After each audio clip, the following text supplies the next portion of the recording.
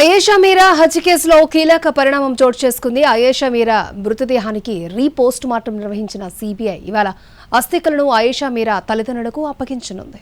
ఇప్పుడు కేవలం 7,999 up to 10 kgs వరకు బరువు తగ్గి అధిక బరువు నుంచి వచ్చే ప్రధాన సమస్యలను దూరం చేసుకోండి.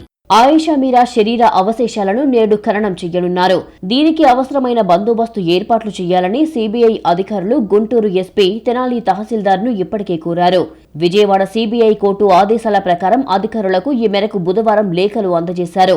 మత పెద్దలతో సంప్రదించి మృతురాలి శరీర అవశేషాలను తెనాలిలోని కబరిస్తాన్లో ఇవాళ ఖననం చేస్తామంటూ తల్లిదండ్రులు శంషాద్ బేగం, ఇక్బాల్ బాషా కోర్టుకు తెలియజేశారు. రీపోస్ట్ మార్టం కోసం సిబిఐ స్వాధీనం చేసుకున్న శరీర అవశేషాలను ఇవాళ ఉదయం 10 గంటలకు ఆయేషా తల్లిదండ్రులకు అప్పగించాలని ఇటీవల సిబిఐ కోర్టు న్యాయాధికారి ఉత్తర్వులు జారీ చేశారు.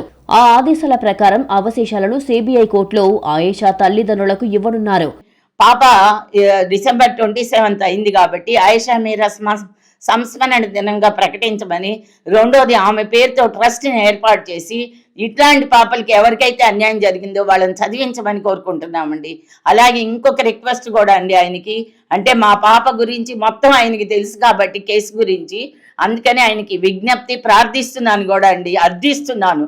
ఆయన్ని హైకోర్టు సిట్టింగ్ జడ్జి ద్వారా జ్యుడిషియల్ ఎంక్వైరీ చేయించమని ఈ సభాముఖంగా వేడుకుంటున్నారు.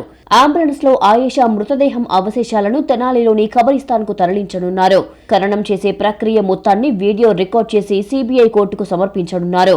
నేడు ఆయేషా మీరా శరీర అవశేషాల ఖననం కార్యక్రమానికి విజయవాడ నుంచి న్యాయవాదులు, మహిళా ప్రజా సంఘాలు, విద్యార్థి సంఘాలు తెనాలి వెళ్లనున్నాయి. 19 ఏళ్ల పాటు న్యాయ పోరాటం చేసిన ఆయేషా మీరా తల్లిదండ్రులకు మద్దతుగా ఈ కార్యక్రమం చేపట్టనున్నారు. ఆయేషా మీరాకు ఆఖరి వీడ్కోలు కోసం దీనిని నిర్వహించనున్నారు.